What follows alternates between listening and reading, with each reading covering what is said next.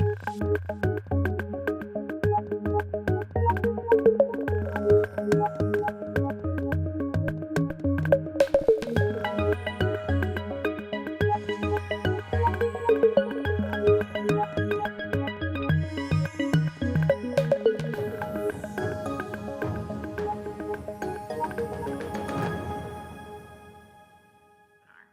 name is Taylor, and I am an analyst here at Beyond 20, and today I am joined by my colleague, Andy Rivers. We're going to be talking about IT governance policies today. Today's intention is to discuss how to go about creating policies that will support the business while making sure your IT needs are met and showing the business how valuable a strategic partner IT can really be. We'll also be answering any questions you may have along the way. Having said that, please feel free to ask questions as they arise in the chat box provided. Before we get started though, I'd like to do a little bit of housekeeping. I want to make sure you all can hear me and see the slides, as well as get an idea as to who is participating with us today. So in the chat box, can you please let us know who you are and if you can see the slides?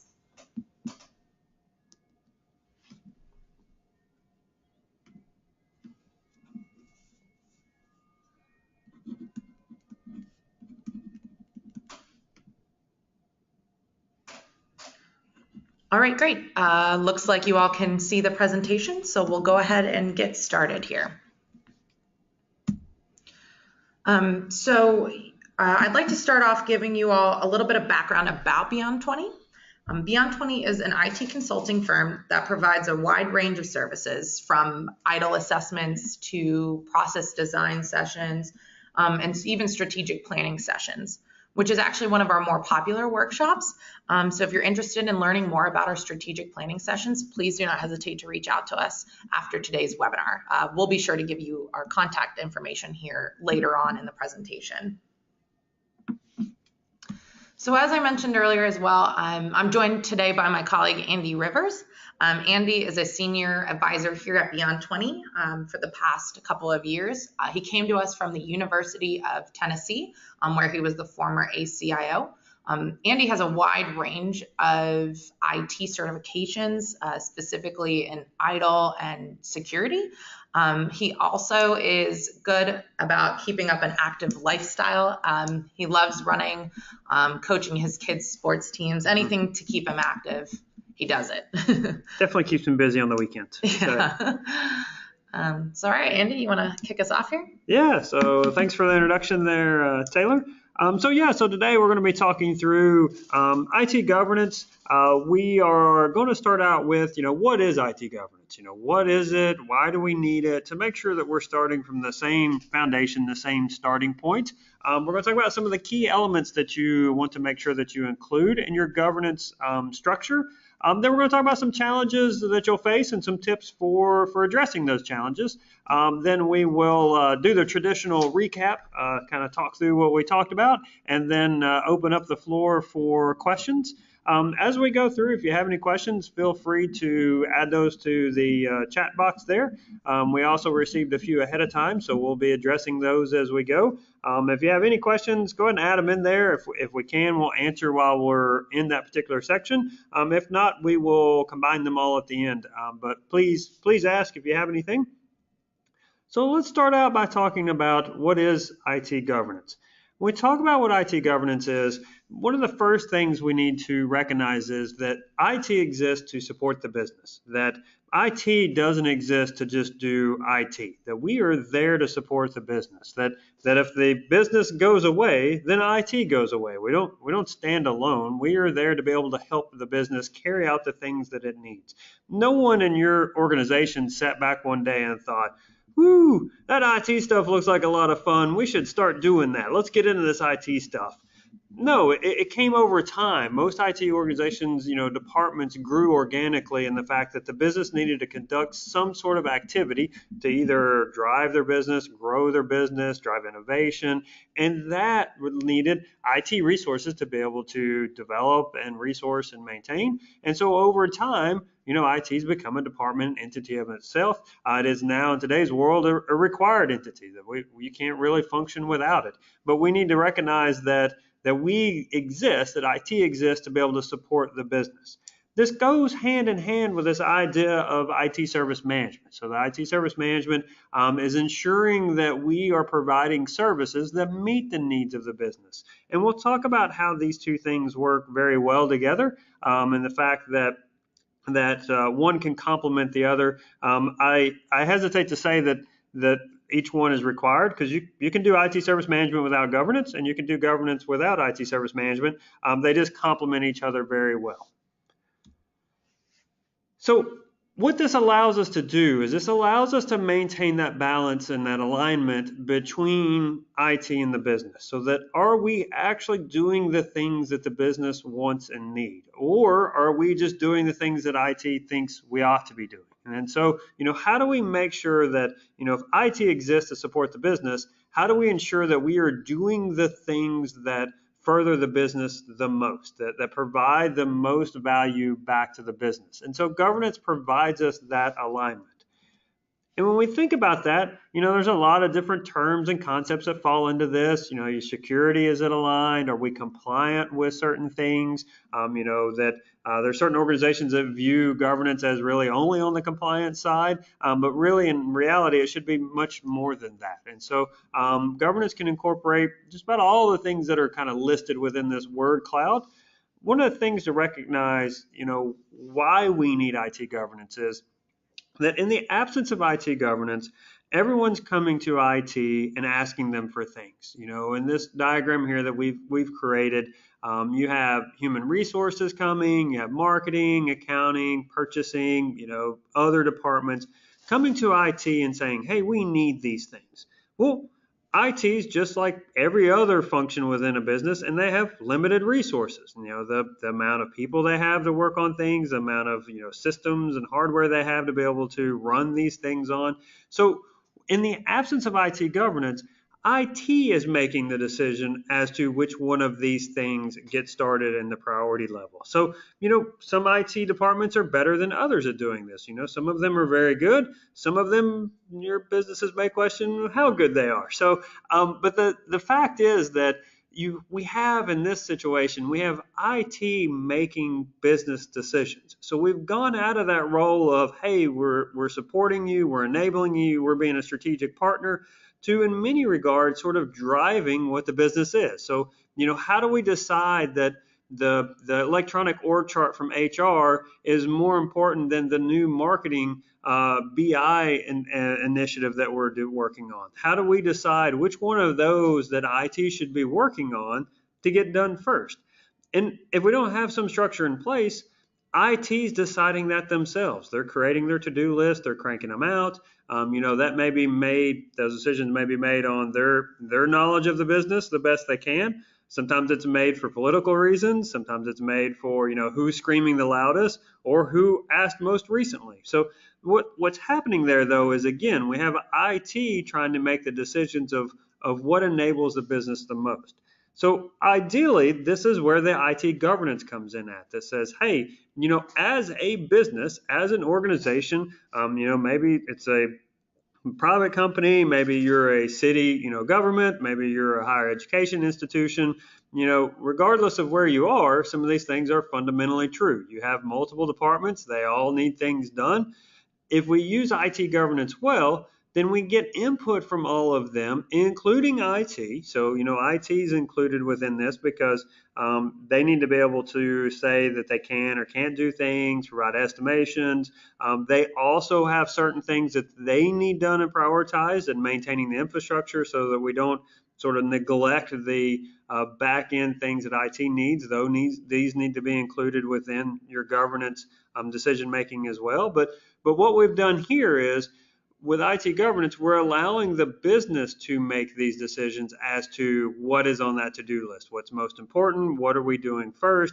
So we've removed IT from being that main decision maker to one of the people involved in making the decision. So ideally, this now has the business driving things that provide the most business value, and then saying, hey, IT, these are the things that we need done to enable and further the business. And so again, it gets IT out of that sort of decision-making role and puts the business in that decision-making role. What this allows us to do is be aligned so that we all know. So kind of going back to that example of having marketing and HR and all the other departments, if we use IT governance and we do it well, we're now all aligned that we know, hey, here's the top things we're getting done. Here's why we're doing this. This is, the marketing initiatives now number 3 on the priority list. HR org charts number 1. That we all know what it is. So not only did we make that decision, but we're aligned, and it provides a predictability to IT that these other departments need for their planning. Because otherwise, if they don't, the departments are planning, hey, we'll be able to do this. I'll have this initiative will start. Then IT, the dates slip. These things don't happen. They happen because, maybe we're working on the HR initiative. Well, if all this goes through governance and we do governance well, everyone's represented. They know that, hey, I'm number 3 in line. They're going to do 1 and 2 first. I can now plan and align my resources accordingly so that I'm ready and available when number 3 becomes the thing that we're working on. So that alignment helps, get all our ducks in the row, helps make sure that we're all on the same page for things.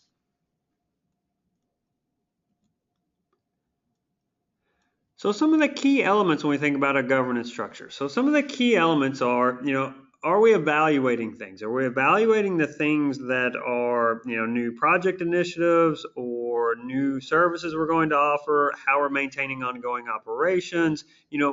How are we evaluating things in the decision-making process? And then the next thing we sort of do is monitor those things. So governance shouldn't just make the decision and sort of wipe their hands and be done with it. There's this ongoing idea of, okay, how are we doing? Are we getting the feedback? We created maybe steering committees. We delegated these things out. How are they doing? We evaluated this. We sort of established the vision. Now let's monitor to make sure that we're getting the expected results out of it. And then kind of along with that is directing. So directing things, this may be where you look at some of your scorecards, how you're doing your compliance audits may fall into this, but it's how are we doing, how are we reporting, how effective are we being at IT governance? So these are sort of those 3 core elements as part of IT governance. And so when we think of this and we sort of establish that framework, some of the key things we're also doing is establishing those responsibilities. Who's going to be responsible for what? Again, you may create a hierarchy where you have some steering committees and those types of things. And so if you do that, then you need to establish what the responsibilities are. Some of the responsibilities that you need to distinguish between is, the business is guiding IT and setting priorities. What you don't want to do is suddenly get the business in the driver's seat of all technology things. So the business shouldn't really care about, what back-end databases we're using and those types of things. If you're doing a lot of that in your governance, you're missing the mark because, moving the business forward shouldn't matter what database platform we're on. That's the back-end type stuff that IT still makes decisions. They still control. They're the ones delivering things. But establishing those responsibilities helps sort of draw those lines so everyone knows what's expected of them. The next thing is making sure that we, it says strategize, but, kind of what are those organizational objectives that we're striving toward? What are we trying to do as an organization that should be represented within governance so that we know this is where the business is going? And so then that's the things that we're trying to align toward. What are the things that get us closest to the organization's objectives? The performance, that's kind of where we talked about the directing side of things to, report on how are we doing, are we getting things we want out of it? As part of that is conformance. So, if you establish a governance process that says, hey, all major initiatives need to go through this process to be evaluated and funded, and you're having a lot of new initiatives start that don't go through this, well, you're not conforming to this process. You're still having a lot of sort of, rogue elements, side projects, those types of things, which will erode away at your governance process. They also erode away at your delivery of these things. It impacts what I was describing earlier as that predictability of IT, because now you've got some things in there that we didn't predict and plan on.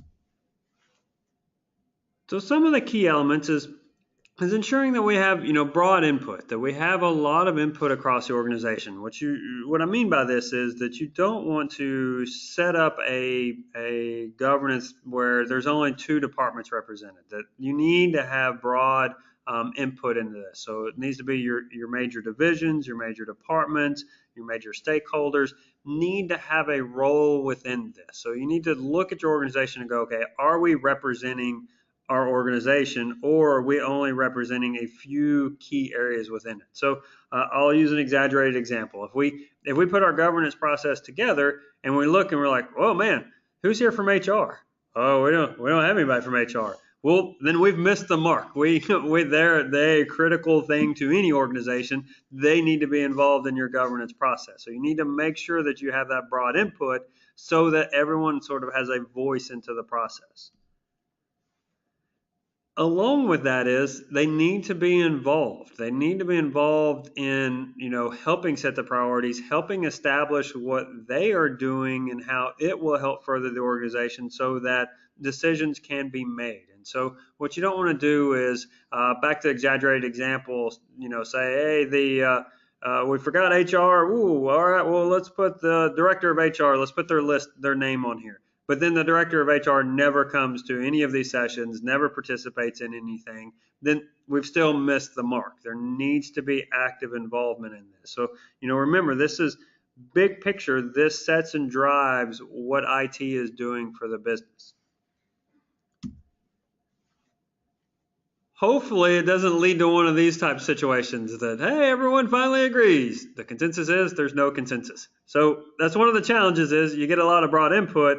How do we actually drive consensus? How do we get everybody on the same page? How do we get decisions made? One of the things to recognize is that you may not get 100% consensus, and that's probably true and probably going to happen to you because you think of all these departments, they all have their own list of things that they need to get done. So from a somewhat selfish point of view, they're going to be driving to get their things done first. And so that's why in your governance process, you'll typically set up some level of hierarchy. And so there's a level of hierarchy where, each organization is represented. They provide their input. They provide their recommended list of priorities to be accomplished and funded. And then those are actually approved and finalized by the most senior level that you have in your organization. So you have, this very high level executive, level making the final decisions on, what's actually going to get funded, what is number one, what's number three, what's number five, and actually setting that out for the IT organization. So they get input from everyone, but then they sort of drive the final decision because, the executives, that's what they're there for that organization is to drive that long-term strategic vision of the organization. So they, from their point of view, may be willing to sacrifice or even delay some short-term gains for that long-term vision. And so we have them actually setting and, really making that sort of final decision as to what are the priorities. And then a big part of this is what's getting funded. Because, we may have, and I know I've worked in organizations where they said, hey, we're going to do this. This is our number one thing we're going to do. We're like, great. Well, how much budget do we have? You don't have any budget. You're like, well, that's going to make it really hard to make it the number one thing we're getting done. So, this making decisions at this high level also shows there's commitment behind it, not just the, hey, you need to do this, but we are committed to getting it done by, devoting resources to it, both, human resources as well as financial side of things for the funding. One of the things that sort of distinguish too is this is different than the day-to-day operational activities. You still have to maintain your day-to-day services, deliver those day in and day out. What this is helping us do is at that high level, set the path that IT needs to be on. What do we need to get done first? What is funded? What are we working on? Meanwhile, we're still delivering day-to-day level services. And so there is a distinguish between those two things. Another thing to think through is that you need to balance this idea of speed and efficiency. So when we think of governance, and a lot of places think, oh man, you're going to create this gigantic bureaucratic system that we never get decisions made. Well, hopefully not. I have seen organizations that is exactly what they did. And that's, I would say they missed the mark. So what you want to do is make sure that, hey, are we making decisions in a timely manner?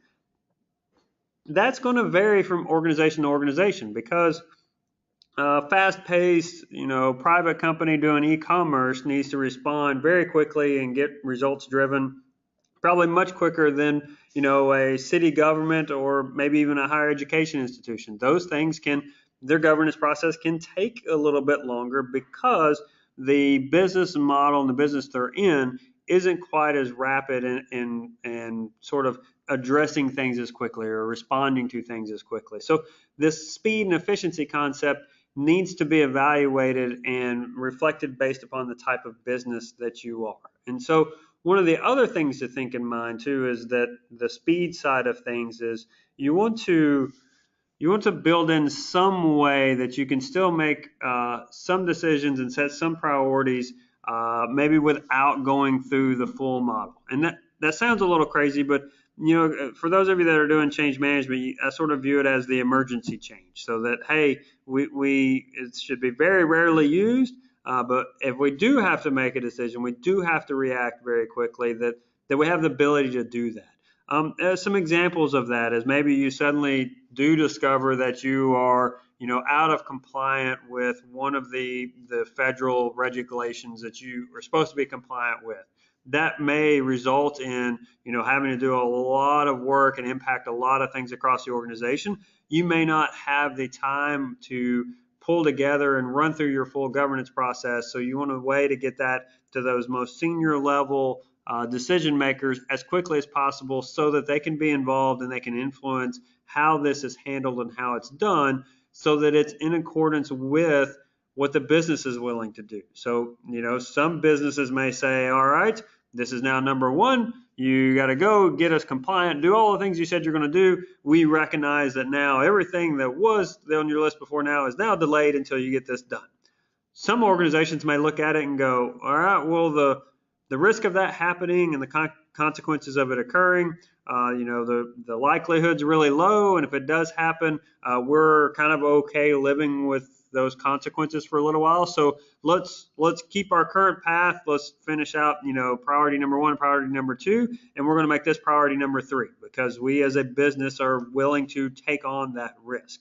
But we got that in both of those scenarios, we got that decision to the decision makers very quickly. And we also didn't have IT making that decision in a vacuum. We didn't have IT suddenly deciding, hey, we're going to delay all these projects because this one compliance thing came up, and then all of a sudden everyone else finding out once their projects had missed their date. And so we want to involve them at the beginning and have the right people making the right decisions. One of the key things you kind of want to look at is, okay, what's the teeth going to be in governance? Why should we do this? Now, as a good business and all of us wanting to strive and move it forward, we should all kind of rally behind this great concept that we're all going to get involved and we're going to make decisions together. But you still got to face reality in the fact that people are in this process are going to have competing priorities. They're going to need their projects done to meet their timelines, to do their things, and view them as the most important. So you got to think through, okay, what are the control levers we have within governance? What's the teeth? What are the things that we have that can control this? One is, whatever your organizational, authority hierarchy may be, that, hey, this came from the president or CEO through the VPs, so therefore that is how we do it. That may work well for some organizations. Some organizations, though, that may not work as well. Sometimes, in city, state government, higher education, sometimes that authority is not as stringent or as hierarchical as we would see in a private industry. And some of these environments, all the groups are a little bit more of peer organizations than they are, as a traditional hierarchy of, thou shall it be written, thou shall it be done sort of approach. So one of the things you can think about that universally seems to work is, how do you control the funding? Because all these things that we need done ultimately need resources to do them. So one of the main levers that you can have within IT governance is the funding side of things. That we are going to, you get your operational budget to support the things you have now, but for new initiatives, new projects, all of those go through this governance process. And by virtue of being approved and prioritized, they now are funded. If they don't go through this, then they aren't funding. So that gives you a nice solid lever that pretty much works in any industry that you are, because again, all of these things need resources to be able to carry out. So controlling the funding for that is a good control lever to put in place. That's also another reason that having the major decisions roll all the way up to the top, and the fact that they have the authority to make those decisions around the budgeting side of things. So we're going to talk about some of the challenges you may face, and then some tips for sort of overcoming those as you roll out your IT governance. So one of the things to recognize is that all input is valuable, that we should have broad representation, but we should also recognize that all input is not created equal. So this is that idea that, at a department level, whether you're director or maybe even your VPs or, at that departmental level, we all provide our input, we set things, but then that executive leadership level, they're the ones really setting the priority, because that's what they're charged with doing. They are charged with moving the organization forward. And so they're going to be the ones that sort of make that ultimate decision of, yes, this becomes number one versus number two. And they're the ones sort of really setting that priority. Now, it may be very rare that executive leadership ever does anything different than what the other ones do, because they've set the priority that, if we've done it well and all of our people understand the business and how to move it forward, then we're all going to understand that alignment. But the idea is that they are still sort of the final ones making that decision. And so they're the ones that their input may be weighed more heavily than some of the other input. The other thing is to make sure that you still have to find that right balance of still delivering even on the small things, because it's real easy when you go through this process to always put the biggest thing forward, that BI initiative, the HR, org chart, whatever it may be, these really big things that we're like, man, this is going to change our business. But you still have to have a balance between those little things that need to get done. The departmental system, needs to move to a newer version, and so that needs to get prioritized, it needs to get funded, takes time from IT resources to maybe evaluate a new solution to implement, but it might be viewed as a smaller thing in the grand scheme, but it still needs to happen along the way, because if we don't do those things, we have to recognize that these departments still have to carry out their work. They still have to get things done. And if they don't eventually, get something done through the governance process, this is where sometimes it leads to that rogue or shadow IT resources, because they're not getting what they need out of IT, but they still have to keep working. So they find some way around it. They start circumventing the governance, they start circumventing IT, and that's because we still didn't meet the need of them through this process. So there's that balance between, hey, these big major initiatives,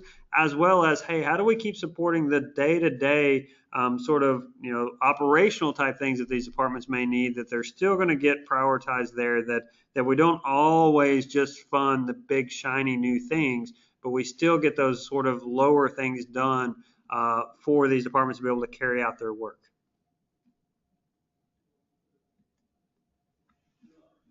Another challenge that you'll see is that sometimes your governance becomes more of what I call a CYA, that, hey, we went through governance and we checked a box, and we really didn't get that alignment out of the business that we were wanting. It became more of a checkbox of like, yep, we talked to them, they said we can do it, and you didn't really get the other people involved, you didn't get that broad representation, you didn't get the involvement, you get all those wonderful things we talked about before. They just sort of come in at the end and say, yeah, we went through IT governance. We're now going to start working on this. And they sort of just check the box and move on. That's what we're trying to avoid when we go through this, creating this governance process, is to make sure that we have this, and it's not just simply a CYA mechanism.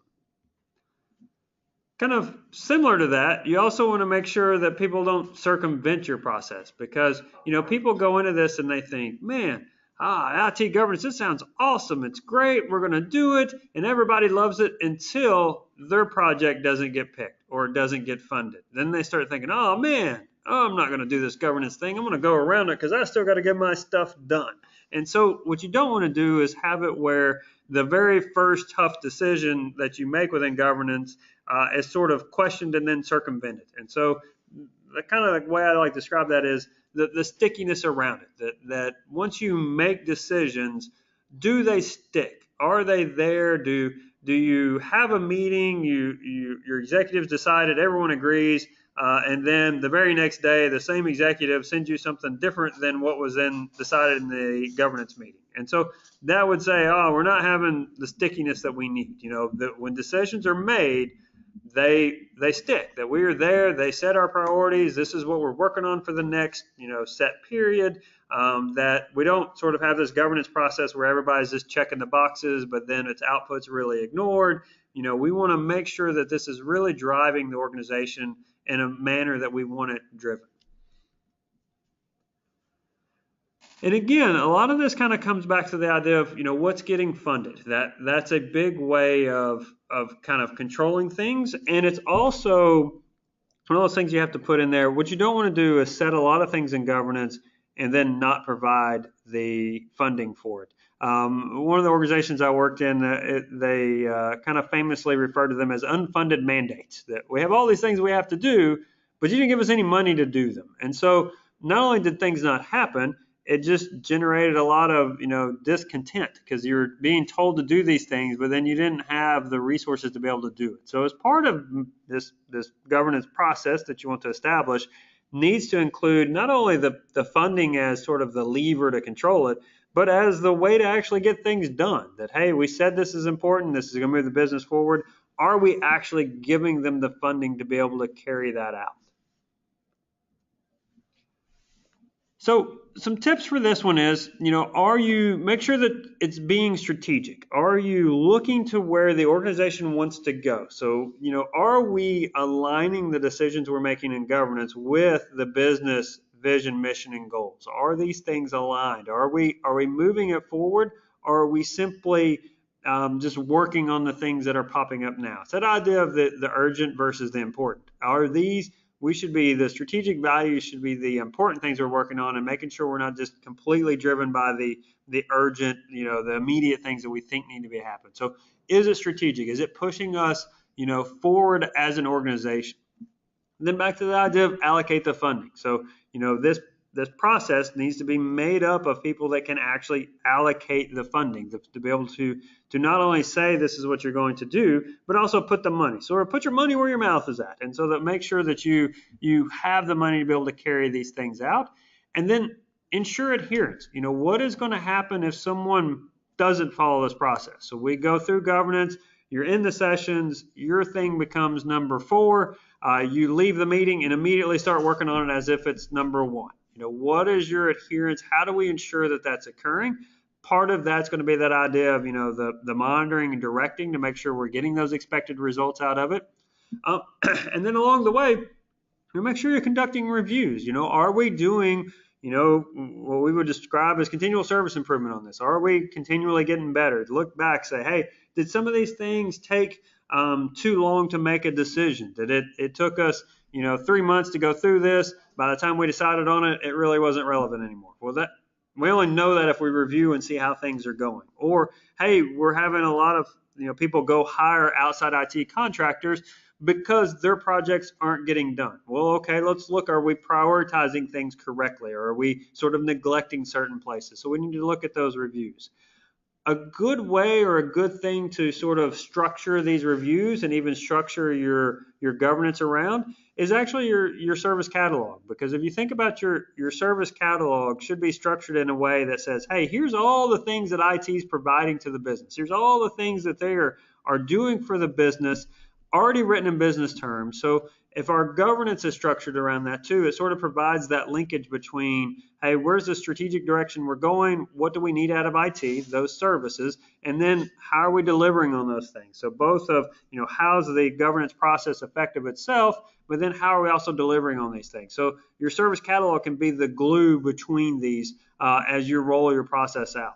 Because what you also don't want to do is you don't want to create a situation where you're making decisions in governance that you can't then map back to IT. So we had all these executives, we got them together, we made decisions, and then when it comes back to IT, they look at it and go, I'm not real sure what to do with that. That's not really so. If you make it really around your services, which should already be customer oriented, it helps provide that linkage both for your customers and IT.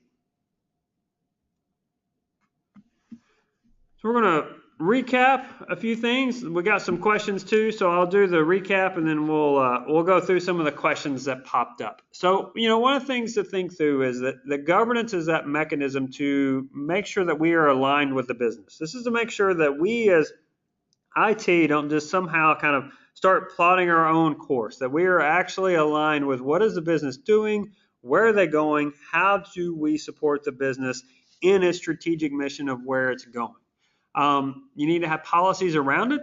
When you put the policies together, make sure that you focus on that idea of broad input and involvement. So are we including all the major stakeholders within your organization? And then not only are we including them, but are they actually involved? If either one of those is missing the mark, that's another reason we want to do those reviews. As we do those reviews, that should be one of those things of like, hey, were these people represented? Did they know? Or, hey, look, we're having key elements that just aren't involved at all. How do we get them involved within this process? That idea of, the executive versus the day-to-day, how do we maintain that balance? That they're remembering this IT governance should be driving, the high-level priorities and funding for IT. It should not be doing day-to-day decisions around what technology platforms are we doing. We don't want, both the business and IT does not want executives within the business making technical decisions for them. That's both horrible for IT, and that's also not where your executives, that's not the best spend of their time. They're subject matter experts in what they do, and we're subject matter experts in IT. So we can, if you set our priorities, tell us what needs to be done, number one for the business, we'll go figure out the best way to do it. And so there's that balance between the executive and the day-to-day level decisions. Again, all input's valuable, but maybe not created equal. The simple fact is that, your CEO, your president, those VP levels, they are the ones that are going to make the decisions that actually, set the priority. Now they should be, and we hopefully have it set up where they're making those decisions based upon the input and priorities set by the individual areas. So that goes back to, again, that broad input and involvement that informs that decision making and that input, so that whenever they're making those decisions at the executive level, they're making them with all the data that we provided at the lower levels. The next thing is making sure we provide the funding. So again, we don't, start setting forth unfunded mandates, that we're actually providing funding for these things that says, hey, if we say this as a business is the number one thing that needs to get done, sort of the show me the money. All right. Well, if it's number one, help me fund it, help me get it done. Next is really adhering to that idea of, are your government policies sticking? Are your new projects, your initiatives, are they going through this process, or are they getting circumvented? Are we really sticking to these things that we said we were going to do?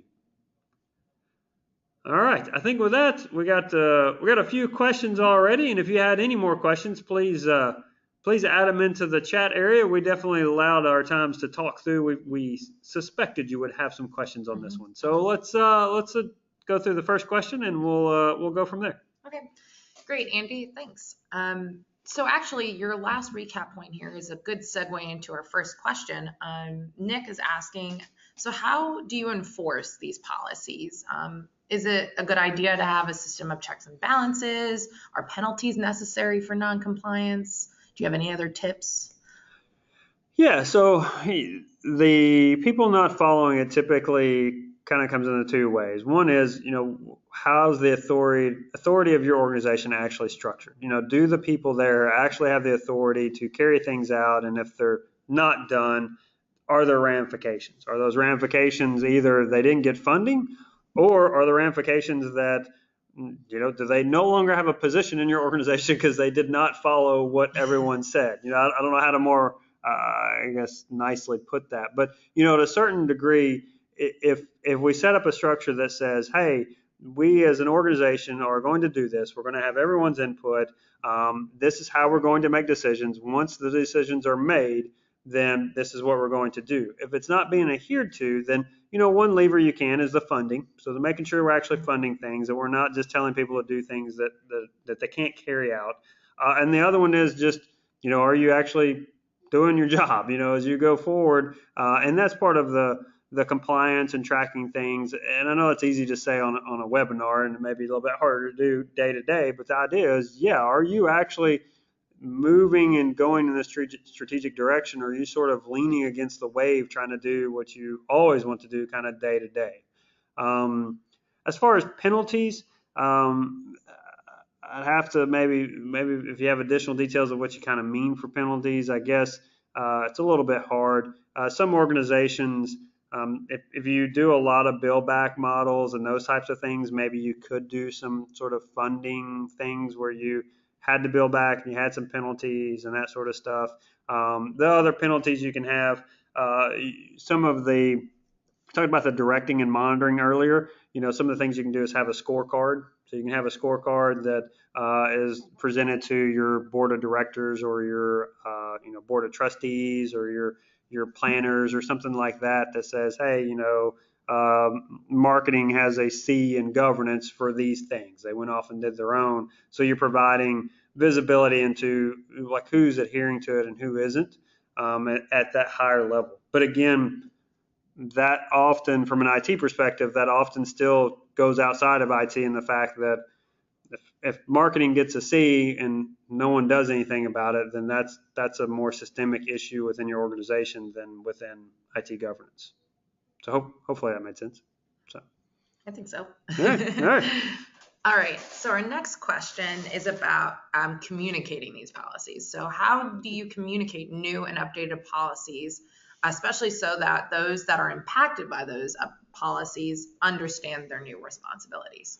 Yeah, so that's a great question, because what we don't want to do is create this like secret body. It's not intended to be like the super secret society that meets in the basement with hoods and stuff and makes decisions. One of the things that you look at is, if we do it well, you have the broad input. So if we have the broad input, then we have involvement from all these different areas. Now, what you may do is set up, and we see this fairly often, you may set up a hierarchy of this sort of governance approach, and the fact that maybe you have a community of interest of the people that are all like-minded in an area within marketing or security or something like that you have a lot of like-minded sort of individuals, maybe across departments. It's a sort of community of interest, and so they're going to provide inputs and thoughts that rolls up into maybe that director or mid-management, mid to executive level management that's sort of prioritizing things. Maybe they're further putting the business cases together, and then that's escalated up to the executive level to actually make those decisions and drive things forward. When you communicate them, you go right back down that path. So the executives, that should be some fundamental things you should be doing. All your meeting minutes should be available. You should have a web presence out there for your governance model so people can see who it is, see who's on it. So that's just some fundamental things you should do. But any decisions should march sort of back down that hierarchy. We made decisions at executive levels. We blast it out at that level. It then goes back down to sort of the director, mid to executive management. That gets communicated. Then all the way down to the communities of practice, that gets communicated. One of the things I think to recognize is if you're in the governance section and maybe if you're in the mid to senior level there, you may feel like you've really communicated this out. But remember, whenever we broadcast this out, when we broadcast it out to our operational teams, that whenever we make a decision, we roll this out, that while it may be the number one thing we've worked on for the last 3 months, when we blast it out, it's one of 100 things that your teams are working on. So one of the things I always encourage people is to almost over communicate and to communicate through multiple channels. One of the most effective ways, we all blast email out. We love to say, hey, we sent the email. Why didn't everybody read it? Well, how many of us read all those emails? We're kind of victims too, and we're culprits on both sides of it. So one of the most effective things you can do is communicate it down so that all layers of management have it, and that it's addressed and covered in individual team meetings. And not even just covered in individual team meetings, but also what's the impact of these things to their team meetings. So you don't want them to just say, hey, we're now compliant with this, we're doing this, we have this policy, go read it on your own. No, it needs to be, hey, this new policy is in place, here's how it impacts our teams, here's what you have to do differently. And that's most effective if you can drive it all the way down to someone's individual manager, relating it to them, in a team setting on exactly how it impacts them, that's the most effective way. And so you may do other ways. I'm not saying don't still do the website and do email and do that. Just you want to over communicate and use multiple mechanisms to do that. And you might have to empower people to kind of help them with that. You might have to do sort of a visiting tour. Let's say, I'm not sure of your role there, but let's say you're part of governance, you enacted this new thing. You may be the one going around to these team meetings and doing that. That the managers in the room, they're behind you, they're providing their authority to kind of what you're saying, but you're translating it for them. So you may have to do that for a few times till it kind of starts sticking in place. All right. Great, Andy. Looks like we have one more question here. So Nick is asking us, how do you find cross-reference statutory and regulatory requirements while maintaining ongoing changes that are specific to that area of responsibility? Yeah, so that's kind of what's nice. If we have governance and we can get all of that, you want to have it all funnel through this so that you don't have some decisions being made somewhere else and some being made in governance. So we kind of want to have all those coming through this same channel. So whether it's that day-to-day operational, whether it's the new regulatory compliance, those should all be coming through this same channel. Now, one of the things that kind of look at is the regulatory compliance often is it's viewed as a checkbox of something we have to do, rather than viewed as here's the minimum thing that we should do to be able to deliver this service and be able to do these things. Like if we are delivering our services well and we built security in from the beginning, then meeting a security compliance is just a virtue of going back and validating, yeah, we did all these things. Of course we were doing them. We were already providing security. So rather than going, oh, we got to build this control, that the mindset is that, hey, we should be already striving toward these things. It's a little divergent for the exact question, but the cross-reference there may live within your actual compliance department, because for most people, day-to-day operators don't really care if it's tied directly to compliance or not. They just know, hey, I now have to do this thing. And whether it's because it's furthering your organization or because it's directly to be compliant, doesn't always impact them. We want to tell them what's in it for them, why are they doing it, but that actual linkage back and forth may just live in your compliance office. But as you make those decisions, you need to demonstrate that linkage to the people making the decision. So when it goes to that executive level, while they may not day in and day out maintain that linkage, whoever's in that compliance role has to show that to them as they're making decisions. That says, hey, if we do this here, it's priority number 3, but it is directly tied to, this compliant requirement, and you want to make sure that we maintain compliance. And so they may say, okay, well, now that's number 1. And so long-winded, let me tie it back to say that one is that make sure it's going through the same channel. So that if you have governance set up, these types of things go through that same channel. I wouldn't expand a whole lot of time and effort thinking that everyone in that whole sort of governance structure needs to understand that linkage. Make sure somebody does. Maybe it's the compliance people, and those that do have that are providing it when the decisions are being made. So hopefully that kind of addressed it. All right. I think that's it for our questions today. Okay. I know, being on these webinars and everything, I always think of great questions much after the fact. So if you have any other questions, feel free to reach out to us. We love hearing from you. Email, phone call, whatever you'd like. Yeah, excellent. And if you'd like to learn more about some of these things, we have an IDLE Foundations course that's directly into the IT service management that we talked about at the beginning. We have one coming up in November in DC and one later in November in Fairfax. Service strategy is an intermediate class within service management, and we directly deal with governance. We directly talk through what governance is, some of the structures you can. So if this has been of interest to you and it directly impacts you, I highly recommend that you take the service strategy class. It's a great one on understanding strategy and understanding governance. We also have a lot of resources available. So we have a blog out there. There's a blog article on, turning strategy into action. There's one on governance that I've written recently. If you need help tracking any of your improvements, we have a CSI register out there. So we have a lot of resources available, freely available, that you can go out there and register and download. As Taylor mentioned, often we do these and you think of a great case, you're like, oh man, I wish I'd asked this. Or you kind of go back to work and you're like, oh, I wonder about this. Feel free to send us an email. So here's our email address. We're also very active on social media, so feel free to reach out to through our social media channels. And with that, I think that's all I have. Yeah, I think so too. Yeah. All right, great. Thanks, Andy, so much. I hope you all got some great information out of today's webinar and are able to take it back to your own governance committees and put it into action. So on that note, we hope you all have a wonderful rest of your day. Thank you. All right, bye.